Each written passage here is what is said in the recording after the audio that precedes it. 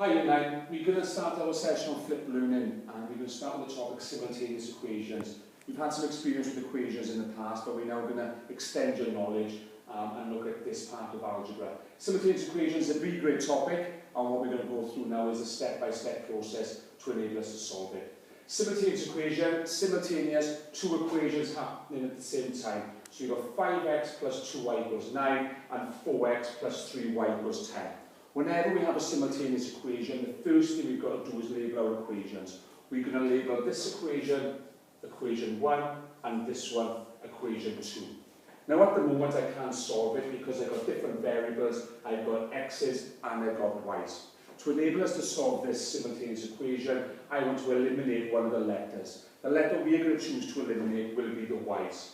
At the moment, we have got 2y in our first equation and we have got 3y in our second equation.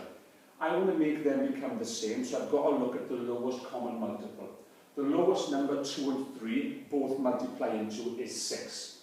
So I want to make my 2y become 6 and my 3y to become 6. Now I can't just multiply the y's, I've got to multiply the full equation. So what I'm going to do is I am going to multiply all of the first equation by 3 and all of the second equation by 2.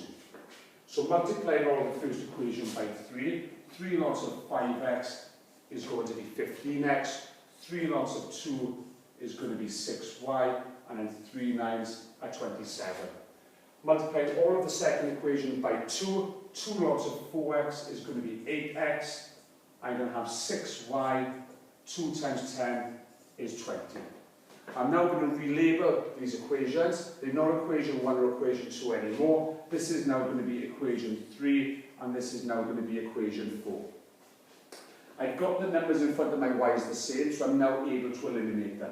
What I'm going to do is put a box there. Now there's a method, and in the additional notes in the PowerPoint it explains a little more clearly about the method that we're going to use to get rid of the y's. What we need to look at is the signs. If the signs in front of the y's are the same, we're going to subtract our equations.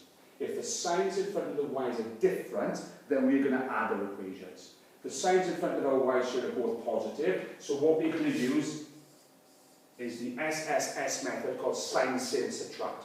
Now when I subtract these equations, I want to subtract them to get a positive value of x. So I've got 15x and 8x. To get a positive value of x, it's going to be 15x take away 8x. So what I'm going to do is have equation 3 minus equation 4. When I have 15x take away 8x, I am left with 7x. Y's have now gone. 27 take away 20 is going to be 7. The reason why the y's have gone, 6y take away 6y, they cancelled. I have now broken all this equation down to 7x minus 7. To find out what the value of x is, I divide both sides by whatever's in front of the x to get x on its own. So 7 divided by 7 is 1. So we're halfway through the simultaneous equation. We know x is 1. Now that we know the value of x is 1, we can substitute that back into one of the equations to find out what y is. Bit of advice when we substitute it back in, it doesn't matter with this one, but try and go where there's a positive value of y. You are capable of dealing with negative numbers, but be on the safe side, try and always go for the positive because it is easier. I'm going to substitute it, doesn't matter which one, we'll get the same answer. I am going to substitute it into equation 2. So what I'm going to write up here is sub x into equation 2. I'm going to rewrite out equation 2. It's 4x plus 3y equals 10. The value of x, we decided we found it was 1 from when we solved it on that side of the board.